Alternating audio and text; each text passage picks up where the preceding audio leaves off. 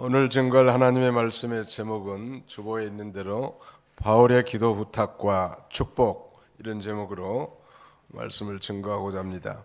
여기 18절로 20절까지는 항상 깨어 기도하라는 거,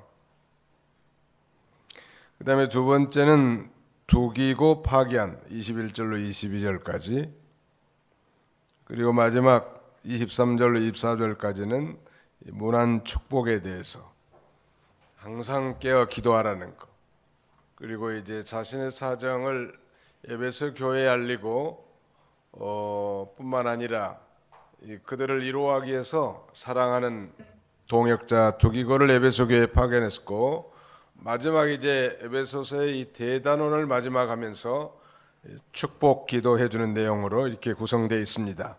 항상 깨어 기도하라는 거, 아주 중요한 건데 우리 한번 따라서 봅시다. 항상 깨어 기도하라. 어떻게 기도해야 돼요? 얼마나 자주 기도해야 돼요? 항상 해야 되죠. 항상 무시로 성령 안에서 깨어 기도하라고 했는데, 우리가 이미 다 배운 대로 이 기도는 깨어서 기도하는 게 중요한데, 깨어 있다는 것은 영적 상태로 돌이켜서, 즉 영적 각성을 가지면서 기도하라는 것. 잠잔다는 건 육신적으로 사는 삶은 다 잠자는 삶이에요, 신자들이. 깨어있다는 것은 영적 삶으로 돌이켜서 기도하는 건데요, 거기 18절 보실까요? 모든 기도와 간구로 하되 항상 성령 안에서 기도하고 이를 위하여 깨어 구하기를 항상 힘쓰며 여러 성도를 위하여 구하라. 우리가 지난 시간에는 하나님의 전신갑주를 입으라 라고 하는 말씀을 지난 수요일에 증거한 바가 있는데요, 이 마귀를 이기는 아주 최고의 방법은 바로 우리가 배운 대로 진리의 허리띠, 의의 흉배, 복음의 신, 그 다음에는 믿음의 방패, 그 다음에는 구원의 투구, 맨 마지막으로는 성령의 검, 그리고 하나님의 말씀을 가지고 우리의 대적과 싸워 이기라고 했는데, 한 가지 일곱 번째 덧붙인다면 바로 항상 깨어서 기도하는 것, 이것이 마귀를 이기는 아주 중요한 비결인데요, 그러므로 이 기도하지 않는 성도는 마귀에게 휴전을 선포한 것 같아요. 우리 그리스도인들은 이 교회의 축복과 거룩성도 존재하지만 이 현대 우리 기독교, 우리 교회는 이 전투성이 있다고 했습니다. 그리고 예수 믿고 구원받으면 주님 안에서 평안하고 또 참된 위로와 소망이 넘치는 삶을 사는 건 당연하지만, 동시에 이 마귀를 언제나 경계하고 싸워야 되겠는데, 그러려면 우리가 기도해야 된다는, 말씀드린 대로 마귀는 휴전이 없어요. 그런데 기도하지 않는 성도는 마치 휴전을 하는 것 같단 말이에요. 마귀는 휴전을 하지 않는데 성도가 기도하지 않는다면 휴전하는 것 같기 때문에 그건 백전백패예요. 마귀는 어떤 사람을 제일로 무서워할까? 마귀는 어떤 사람을 제일 무서워할 것 같아요? 1. 기도하는 사람. 2. 기도 안 한 사람. 마귀는 어떤 사람을 더 무서워할 것 같아요? 기도하는 사람 무서워한다. 왜냐하면 마귀는 기도하는 성도를 결코 이길 수 없기 때문에 무서워하는 거예요. 다시 말씀드리면 기도하는 성도의 배후에는 하나님이 계시는데, 하나님과 동행하는 이 방법과 그 다음에 하나님의 능력의 지원을 받는 방법, 그것은 바로 기도예요. 우리 소위 개혁주의, 우리 개혁주의 은혜의 3대 수단하면 첫째가 하나님의 말씀이고, 그 다음에 두 번째는 기도, 그 다음에 세 번째는 성례전입니다. 성례전은 세례와 성찬을 가리키죠. 제가 질문할 테니까 여러분이 한번 대답해 보세요. 우리 대한예수교 장로의 이 도봉교회는 1년에 성찬의식을 몇 번이나 합니까?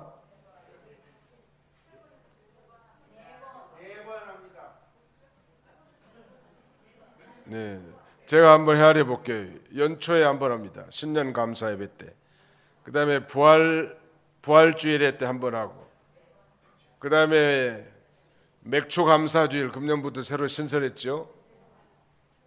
그다음에 추수 감사주일에 한번 합니다.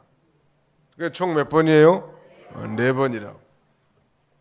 아직도 2번이라고 말하시는 분들은 옛 세상에서 사는 분과 마찬가지. 우리 성찬 준비하신 분들이 수고 많은데 또 수고하면서 은혜 받는 거예요. 우리 장로교, 개신교, 개혁주의의 은혜 받는 수단은 3가지요. 첫째는 뭐예요? 하나님의 말씀. 2번째는 기도. 3번째는 성례전, 세례와 성찬의식에 참여하는 것도 중요한 은혜 받는 수단이에요. 즉 말하면 이 우리 주에 엄청난 이 저수지가 있단 말이에요. 저수지, 뭐 수원지라고 해도 괜찮고, 그 저수지의 물이 우리 말하자면 집의 수도꼭지까지 오려면은 그 긴 파이프, 수로가 있어야 될 것인데, 하나님의 이 엄청난 강물과 같은 은혜가 우리 개인에게 전달되는 파이프와 같은 역할은 하나님의 말씀과 기도와 성례전이라는 것. 그러니 하나님의 은혜를 받으려면 기도를 해야 되겠습니까? 안 해야 되겠습니까? 한두 번 하고 말아야 되겠습니까? 항상 해야 되겠습니까? 잠자면서 해야 되겠습니까? 깨어서 해야 되겠습니까? 항상 깨어서 기도하는 사람이 하나님의 그 은혜의 강수, 강물을 공급받는 비결이에요.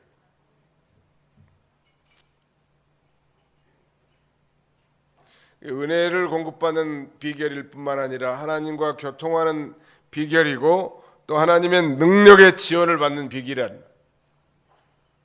예를 들어서 마귀의 힘이 10이라 하고 우리의 힘은 1이라고 합시다. 1대 10하면 누가 이기겠어요?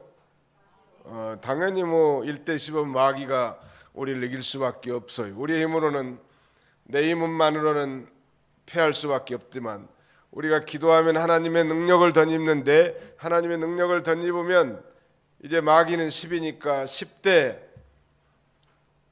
한 1억 1 정도 되는 거예요. 1억 1. 내 힘은 1이지만 1억이라는 하나님의 권능이 내게 임해가지고 1억 1대 10하면 누가 이기겠어요? 당연히 하나님께 기도하는 성도가 이길 수 있단 말이에요. 자기의 힘만 의지하지 말고, 기도는 하나님의 능력의 통로요, 은혜 받는 수단이고 하나님과 영적으로 교통하는 중대한 일이란 말이에요. 기도. 그래서 모든 기도와 간구로 하되 항상 기도하는데, 누구 안에서 거기 기도하라고 했습니까?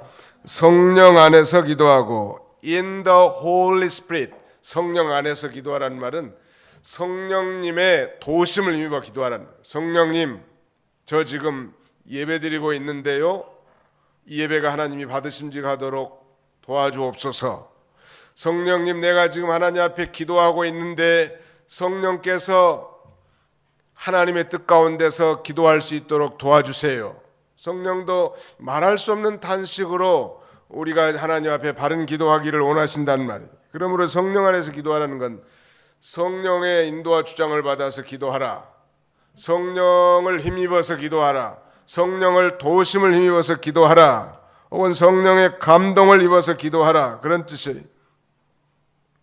그래서 성령 안에서 기도하는 것은 중요한데, 이런 성령의 감동이 없다, 기도를 하긴 하는데 뭐 말은 많이 합니다. 청산유수같이.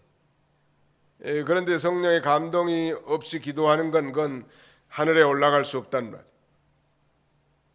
지붕을 뚫고 올라가야 되겠는데 지붕 아래서 뚝뚝 떨어지는 것. 어디 가면 성령의 감동이 그러면 오는가? 회개해야 되는 거예요. 죄를 철두철미하게 회개하고, 이제 불순종한 말씀을 순종하면서 힘써서 기도하면 하나님의 감동이 있다는 거예요. 감동이 없는 건 은혜가 안 돼. 설교든 기도든 전도든 봉사든 성령의 감동에 앞서는 건 맥 빠지는 거예요.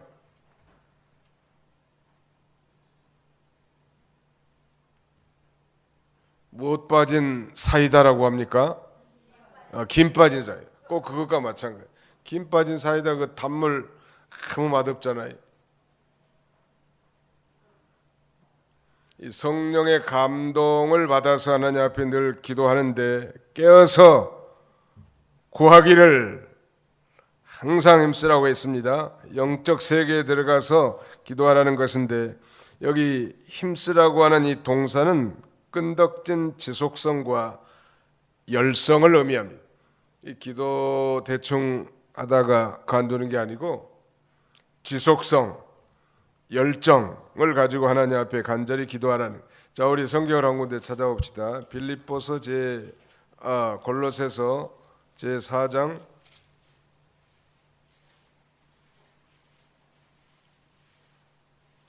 골로새서 제 4장 12절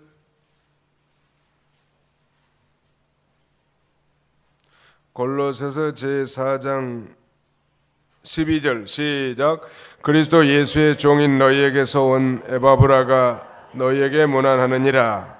그가 항상 너희를 위하여 애써 기도하여 너희로 하나님의 모든 뜻 가운데서 완전하고 확신 있게 서기를 구하나니.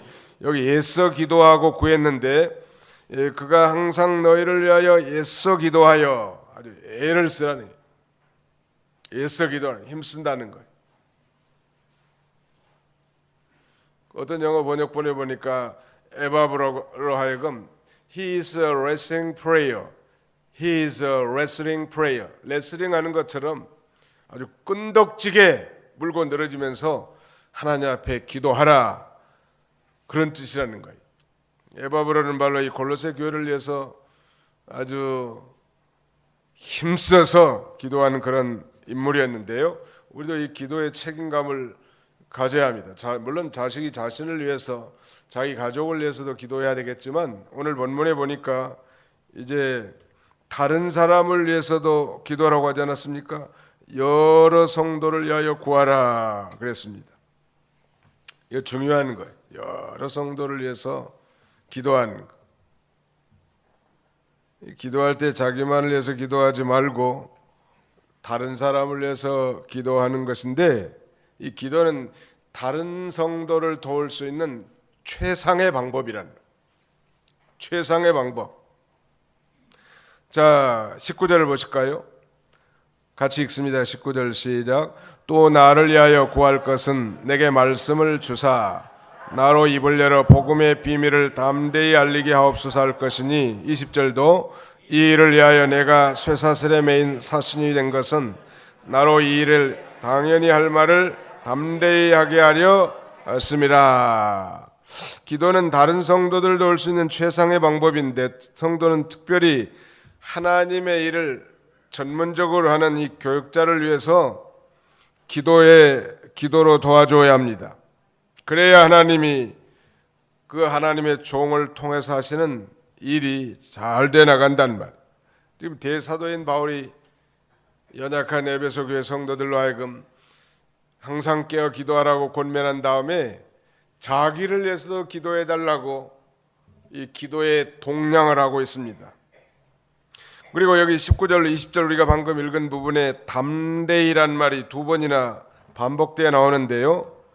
바울 사도는 지금 생명의 위험을 무릅쓰고 이방 나라의 복음을 증거하는데, 뭐 선교를 나가신 보신 분들은 다 알지만 언제 어떤 어려운 일을 당할지,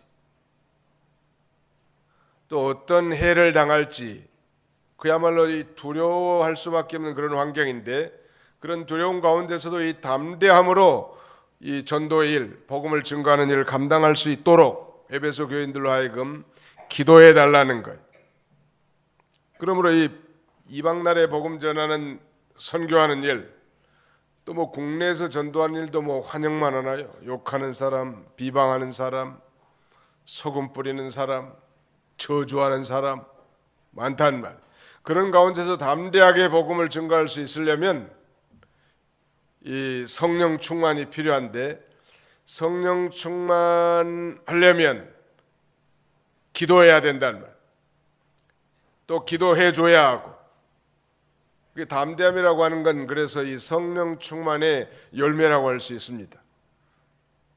비겁한 거, 두려워한 거, 이건 육신적인 사람이라고 한다면 담대함은 성령 충만한 사람에게서 나온 열매라고 할 수 있는데, 가령 예수님의 제자들만 보십시오. 그들이 성령을 받기 전에는 베드로의 경우는 이 아주 천한 여종, 비천한 여종 비자에게도 예수님을 모른다고 부인하면서 심지어는 저주하고 맹세하면서까지 예수님을 부인했는데, 그러나 오순절 성령을 받은 이후에 그들은 이 베드로와 요한은 아주 담대하게 복음을 전합니다. 사도행전 제4장을 한번 보실까요? 사도행전 제4장 거기 한번 읽어주시죠. 13절, 사도행전 제4장 13절. 그들이 베드로와 요한을 담대하게 말함을 보고 그들을 본래 학문 없는 범인으로 알았다가 이상히 여기며 또 전에 예수와 함께 있던 줄 알고, 그다음에 18절부터 그들을 불러 경고하여 도무지 예수의 이름으로 말하지도 말고 가르치도 말라 하니, 베드로와 요한이 담대하여 이르되 하니, 거기는 담대히 아니요.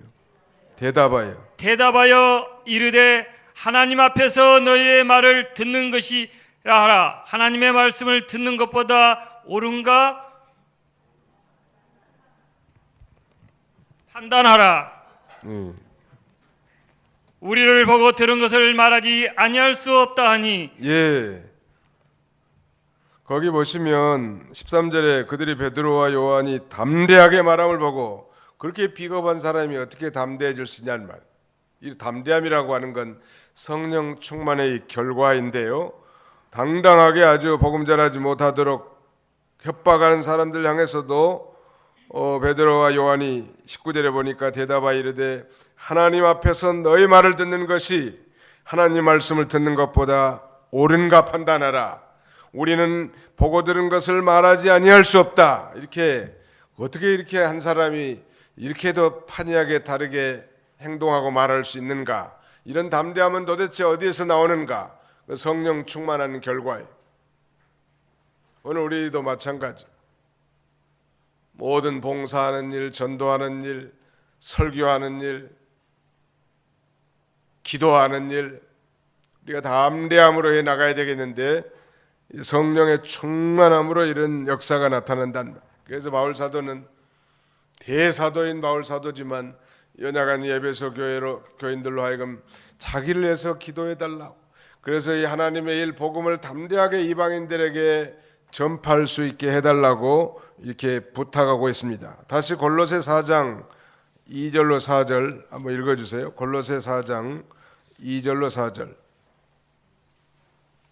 골로새서 제4장 2절로 4절. 기도를 계속하고 기도에 감사함으로 깨어 있으라. 또한 우리를 위하여 기도하되 하나님이 전도할 문을 우리에게 열어주사 그리스도의 비밀을 말하게 하시기를 구하라. 내가 이 일 때문에 매임을 당하였노라. 그리하면 내가 마땅히 할 말로서 이 비밀을 나타내리라. 기도를 계속하고 기도에 감사함으로 깨어 있으라고 말하면서 우리를 위하여 기도해 달라는 것, 즉 전도자들을 위해서 기도해 달라는 것. 그래서 하나님이 전도할 문을 열어주시고 그리스도의 비밀을 말하게 해달라는 것. 그러면서 자신은 이 일 때문에 매임을 당하였다고 골로새 교회를 향해서도 동일하게 이렇게 기도의 부탁을 하고 있단 말. 이 설교자들, 아니 복음 전하는 자들을 위해서 우리가 그래서 최고로 잘 도울 수 있는 방법은 기도해 주는 거예요. 기도하면 하나님의 능력을 끌어당기는 원동력이 그 전도자에게, 아니 그 봉사자에게 전달된단 말. 우리 잘 알잖아요. 모세가 이 산 꼭대기에 올라가서 기도하면 그 능력이 여호수아와 그 백성, 그 이스라엘 백성들에게 임해 가지고 아말렉 군사를 이겼지만 모세의 손이 내려오니까 아말렉 군사가 이스라엘 백성들을 이겼단 말. 기도는 이렇게 아주 중요한 일인데 바울 사도는 바로 이 복음 전파, 자신의 목표고 자신의 아주 중심된 관심사인 이 복음 전하는 일을 잘 감당할 수 있게 해달라고 기도하고 있습니다. 20절, 이를 위하여 내가 쇠사슬에 매인 사신이 된 것은 나로 이 일에 당연히 할 말을 담대히 하게 하려 하심이라. 바울이 복음 전하는 일로 쇠사슬에 매임을 당했습니다. 지금 그래서 로마의 감옥에 갇혀 있단 말. 쇠사슬에 매인 사신이라고 하는 건 하나님 나라의 전권 대사가 됐다는 말인데, 감옥에 갇혀 있으니 얼마나 참 절망적이고 낙심적일 수밖에 없지만, 이 고난의 사도를 통해서 놀라운 일은 복음이 이 로마에 전파되었고 로마가 복음으로 정복당했다는 말. 이것이 복음의 비밀이에요. 아무튼 교회는 기도로 움직여지는 것 같습니다. 오랫동안 목회하면서 경험한 바에 의하면 기도하는 분들이 좀 많으면 그 교회는 소망이 있고, 또 그 기도를 통해서 이 교회가 생명을 구원하는 수레바퀴가 굴려가는 거예요. 그렇지 않고도 형식적으로 잘할 수 있을지 모르지만 그건 이 땅의 운동밖에 될 수 없단 말이에요. 이 정말 이 거룩한 하늘의 운동, 영혼을 구원하는 이 생명 운동은 헌신적인 기도하는 자들을 통해서 그 능력으로 성취되어져 나가는 것입니다. 오늘 이 현대 교회 안에서도 설교하는 설교자들 위해서 기도해야 할 필요성을 우리에게 가르쳐 주는 것인데, 이 설교야말로 이 지상에서 가장 중요한 일이라고 할 수 있겠죠. 왜냐하면 이 설교, 전도라고 해도 틀리지 않겠는데, 우리는 이 설교를 프리칭이라고도 합니다만, 이 프리칭은 전도라고도 할 수 있습니다. 그런데 이 전도나 설교를 통해서 영혼을 구원하는 일이고, 또 이미 구원받은 성도들의 그 영혼이 자라나고 풍성한 생명의 삶을 살 수 있는 이 비결은 설교란 말. 그래서 이 기도하는 사람들이 다른 성도들을 위해서도 늘 기도해주고, 또 특별히 말씀을 증거하는 사역자들을 위해서도 간절히 기도해줄 필요가 있음을 우리에게 교훈해주고 있습니다.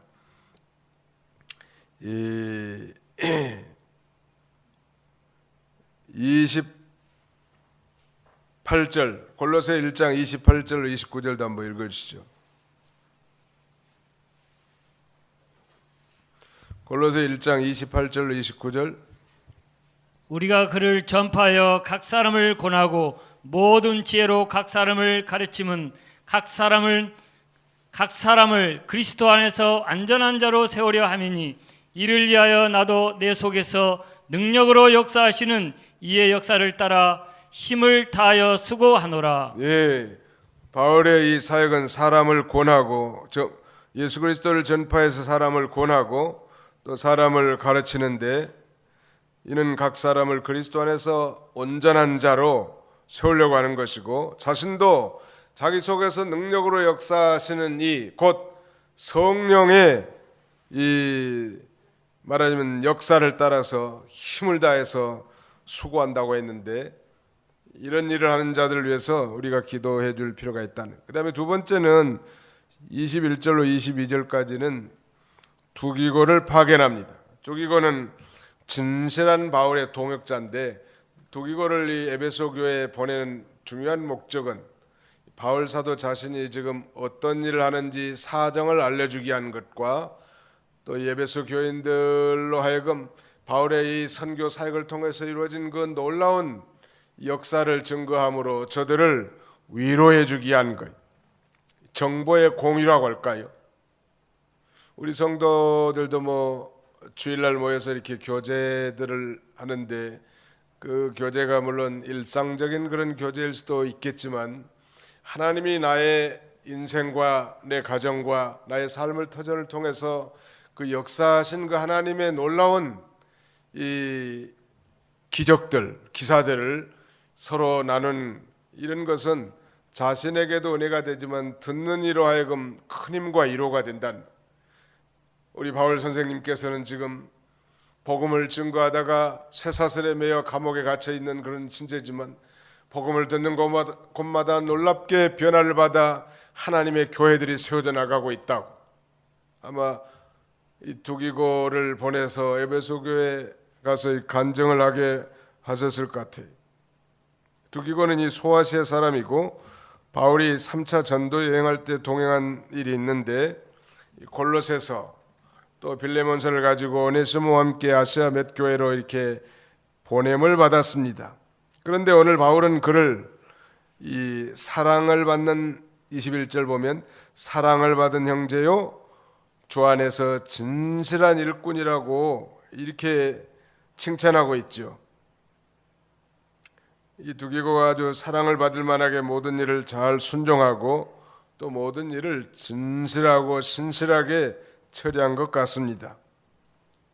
우리 그리스도인들이 교회 안에서, 이 공동체 안에서 참 저 집사님은 참 이 진실한 분이라고, 또 공동체 안에서 저분은 참 사랑을 받는 형제라고 이렇게 칭찬받는 자가 된다면 얼마나 좋겠냐는 말. 그런 자에게 하나님은 일을 맡겨서 이 주님의 일을 감당하게 하시는 것입니다. 22절, 우리 사정을 알리고 또 너희 마음을 이루하기 위하여 내가 특별히 그를 너희에게 보내었노라.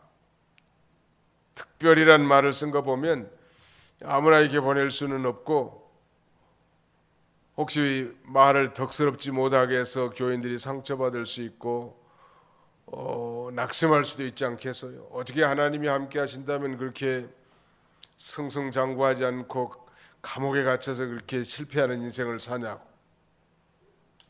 그러면 또 말이 되잖아요. 그러면 그걸 들은 성도들이 낙심할 수 있고 좌절할 수 있는데, 그걸 믿음으로 바라보고, 하나님의 종 바울 사도가 지금 복음을 증거하다가 쇠사슬에 매여서 감옥에 갇혀 있지만 하나님의 놀라운 복음의 능력의 역사가 곳곳에서 일어나고 있고, 또 하나님께서 반드시 그 쇠사슬에서 해방되게 하실 거라, 낙심에 있는 교인들을 위로하고 또 전도자들의 사정을 알려주기 위해서 아주 전권 대사로 지금 보내는 거예요. 우리 그리스도인들은 어디에 있든지 이 낙심케 하는 말을 하면 안 돼. 부정적인 말. 나는 좀 긍정적인 사람인가 아니면 부정적인 사람인가 한번 점검을 해보고, 이 부정적인 사람들은 고쳐야 돼. 물론 막연한 낙천주의가 꼭 좋은 건 아니지만 예수 믿는 사람들은 긍정적일 수가 있어요. 왜?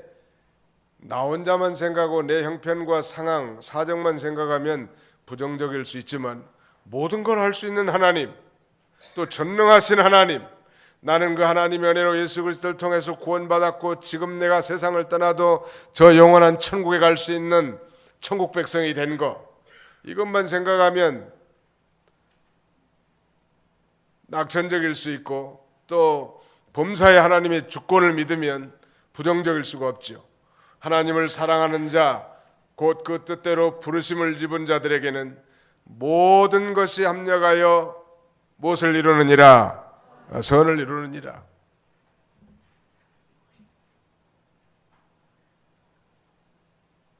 세상 사람들은 뭐 세상 만사 세옹지마라는 말을 종종 쓰지만, 우리는 그런 막연한 운을 노래하는 게 아니고 우리의 주인이 있다는, 우리는 주인이 있어. 하나님 아버지가 우리의 주인이에요. 그러므로 나와 내 가정과 내 인생 앞에 닥치는 어떤 상황도 호불호에 상관없이 하나님은 반드시 그것을 통해서 이익되게 하고 선을 이루시는 하나님이라고 믿는다면 우리는 언제나 긍정적일 수 있어요. 긍정적인. 한번 잡읍시다. 우리는 그리스도 안에서 긍정의 사람입니다. 부정적인 말하지 마라. 아니, 교회도 사람이 모이는 곳인데 뭐 안 좋은 점도 있고 그 부정적인 것도 있겠지만 믿음의 눈으로 바라보면 얼마나 아름다워. 예수 믿는 사람들이 다 모여서 함께 예배드리고 봉사하는 일인데 얼마나 아름다운 일이냐는 말. 모든 사람이 다 귀하고 존귀하다는 말. 근데 부정적인 사람은 믿음이 없는 사람이. 믿음의 눈으로 바라보지 못하니까 부정적이죠. 자, 우리 민수기 23장 14장에 전에 한번 배운 바가 있죠. 제가 여기 표를 이렇게 하나 써놨는데 위 하나님께는 충성을, 사람에게는 격려를. 한번 따라합시다. 하나님께는 충성을, 사람에게는 격려를. 이 말씀을 제가 착안한 건 민수기 13장 14장에서 나오는 거예요. 모세가 이제 말하자면 이스라엘 백성들의 두령들을 뽑아서 정탐을 보내지 않습니까? 정탐, 12정탐꾼 가데스 바네아에서 정탐꾼을 보내는데 정탐을 40일 동안 하고 돌아와 가지고 보고하는데 이 12명 가운데 10명이 다 부정적인 보고를 합니다. 그런데 여호수아와 갈렙 이 두 사람은 긍정적인 보고를 하는 거예요. 똑같은 상황을 보고 똑같은 환경을 체험했음에도 불구하고 왜 대다수의 10명은 부정적인 리포트를 하고 여호수아와 갈렙은 긍정적인 보고를 할 수 있을까? 그 차이는 한 가지요. 믿음이 있느냐 믿음이 없느냐. 여러분 가운데 혹시 부정적으로 뭘 말하면 이 사람은 믿음이 좀 아직 어리구나 그렇게 생각하고 용납해 주라고. 믿음 있는 사람들을 자세히 보세요. 항상 표정이 밝고 모든 게 낙천적이고 긍정적이에요. 왜? 하나님이 계시니까. 사람만 보고 환경만 바라보면 낙심할 것밖에 없단 말이에요. 그러나 나를 구원해 주신 그 하나님을 바라보면 소망을 가지고 긍정적일 수 있어요. 다른 사람을 위로할 수 있고 격려할 수 있는. 그래서 이 하나님께 충성하고 사람에게 격려를 한 12정탐꾼 가운데 대표적인 두 사람 여호수아와 갈렙은 그래서 하나님께 충성할 수 있었고 그런 그 부정적인 상황과 환경을 보고도 백성들을 안돈시키고 위로하고 격려할 수 있었던 것입니다. 왜? 하나님의 약속을 믿었거든요. 하나님의 능력을 믿었거든요. 하나님이 자기들과 함께하는 임마누엘의 하나님을 믿었기 때문에. 안 믿는 사람은 안 믿으니까 하나님의 능력도 안 믿고 하나님의 약속도 안 믿고 하나님이 함께 계심도 안 믿으니까 보는 대로 말하고 듣는 대로 말하고 자기 느끼는 대로만 말하는 거예요. 그게 바로 부정적인 사람의 특징이에요. 하나님은 모든 것이 합력해서 선을 이루신 분이에요. 그러므로 우리는 격려의 인물 또 위로의 사람들이 다 되시기를 축원합니다. 마지막 이제 23절로 24절까지는 문안 축복에 대한 말씀인데요. 거기 한번 보실까요? 23절 아버지 하나님과 주 예수 그리스도께로부터 평안과 믿음을 겸한 사랑이 형제들에게 있을지어다. 우리 주 예수 그리스도를 변함없이 사랑하는 모든 자에게 은혜가 있을지어다. 아멘. 보통 이제 바울 사도가 이 문안 인사는 주 예수 그리스도와 하나님 아버지와 주 예수 그리스도 안에서 은혜와 평강이 있을지어다 이렇게 인사하는데 23절에는 여기 평안과 믿음을 겸한 사랑이 있도록 이렇게 축복 기도해주고 24절에는 변함없이 사랑하는 모든 자에게 은혜가 있을지어다 이렇게 말해줬는데요. 우리가 예수 그리스도를 통하여 구원받은 이 하나님의 자녀로서 평안과 또 하나님 우리를 사랑해 준 것처럼 우리가 믿음으로 이 하나님 우리에게 베푸신 그 놀라운 사랑이 우리에게 있도록 기도해 줬고요. 동일하게 주 예수 그리스도를 변함없이 사랑하는 모든 자에게 은혜가 있도록 축복해 주는 거예요. 여기 예수님을 사랑하되 변함없이 사랑해야 되겠는데 주 예수 그리스도를 변함없이 사랑하는 모든 자에게 은혜가 있다는 것. 이 변함없이라고 하는 원어는 엔 아프다르시아라는 말인데, 이 말은 순수하게 혹은 신실하게 혹은 뭐 항상 그런 뜻인데, 바로 주 예수 그리스도를 변함없이 사랑하는 사람이라면 예수 그리스도를 왜 사랑합니까? 우리가 왜 하나님을 사랑해야 합니까? 하나님이 먼저 우리를 사랑해 주셨고, 하나님의 사랑의 증표는 우리가 아직 죄인 됐을 때 그리스도께서 우리를 위하여 죽어주시는 그 대속적 죽음과 그 구원의 은혜 때문에 우리가 사랑하는 거예요. 그러므로 여기 주 예수 그리스도를 변함없이 사랑한다는 것은 하나님이 우리에게 베풀어 주신 그 놀라운 구원의, 말하자면 사랑을 가지고 있기 때문에 당연히 하나님의 그 은혜가 충만하게 있을 것입니다. 우리가 이제 예배가 다 끝난 다음에 마지막 순서로 소위 베네딕션이라고 하는 축도를 합니다. 사실 뭐 묵도부터 시작해 가지고 맨 뒤에 송영에 이르기까지 이 모든 찬송은 다 하나님 앞에다 올려드리는 거죠. 기도도 올려드리는 거고, 또 그다음에 연보, 헌금도 하나님 앞에 올려드리는 거고, 또 말씀도 마찬가지요. 결심하면서. 근데 맨 나중에 이제 축도는 이 하나님의 이 공적 기관에서 정당하게 안수받은 목사를 통해서 하나님을 대신해서 이제 복을 베푸는 거예요, 말하죠. 이 축도라고 하는 말은 그래서 어떤 학자는 축포다 이렇게 해석한 사람들이, 즉 축복을 선포하는 것이다, 그런 뜻이거든요. 명령문이 아니고 기원문이에요. 그 기원문의 첫 번째 바로 우리 주 예수 그리스도의 은혜와, 두 번째는 하나님의 사랑과 성령의 교통하심이 저희 무리 가운데 영원토록 함께 하시기를 축원하옵나이다 이렇게도 기도하고, 혹은 뭐 있을지어다 이렇게 말하지만 동일하게 다 축복하는 것이고 기원하는 것인데, 말씀드린 건 요지는 어떤 성도님들은 이 축도가 끝나기 전에 쏜살로 대문관 문 열고 가는 분들이 계신데, 그건 온전하게 예배를 드린 게 아니에요. 이 맨 마지막 이 축도의 시간은 굉장히 중요한 것입니다. 아주 짧지만 성부와 성자와 성령의 이름으로 하나님을 대신해서 하나님의 종이 복을 베푸는 거거든요.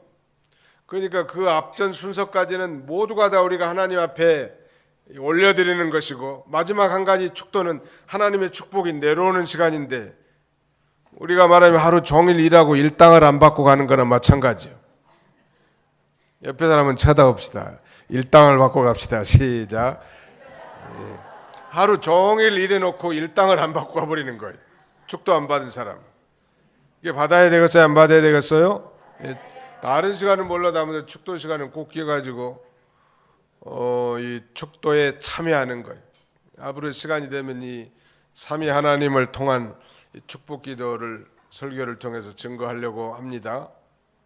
오늘 바울 사도는 이 맨 마지막에 이들에게 여러 가지 1장의 우리의 구원이 어떻게 이루어졌는가부터 시작해서 5장에서는 가정생활, 사회생활에 이르기까지, 마지막에는 이 영적 무장을 통한 이 전신갑주를 입도록 권면하고, 마지막 부분에서 이제 항상 깨어서 기도하라고, 그리고 자기를 위해서도 기도하라고 하면서 두기고를 보내서 이 자신의 사정을 알리고 교인들을 이루어 주라고 하고, 맨 마지막에 이제 이렇게 축복 기도를 해주는 거예요. 아버지 하나님과 주 예수 그리스도께로부터 평안과 믿음을 겸한 사랑이 형제들에게 있을지어다. 우리 주 예수 그리스도를 변함없이 사랑하는 모든 자에게 은혜가 있을지어다 그랬는데, 우리 도봉교회 모든 성도님들에게도 평안과 은혜가, 그리고 믿음을 겸한 사랑이 충만하시기를 간절히 바랍니다. 기도합시다. 거룩하신 하나님 감사합니다. 지난 3일 동안도 주의 은혜 가운데 우리를 붙들어 주시고 이 시간에도 이 거룩한 공예배를 기억하여 하나님 앞에 나와 예배드리게 하심을 진심으로 감사합니다.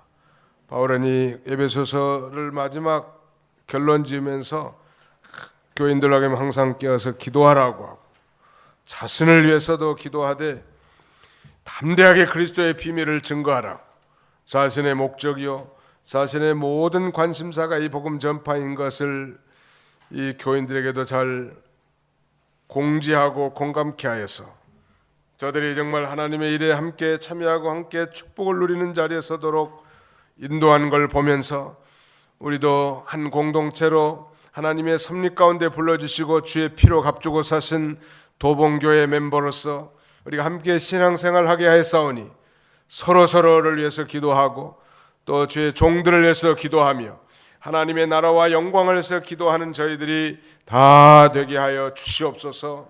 항상 우리 주 예수 그리스도와 그리스도의 은혜와 평강이 믿음을 겸한 사랑과 함께 충만한 우리 도봉교회가 다 되게 해주시길 원하옵고 예수님의 이름으로 기도하옵나이다.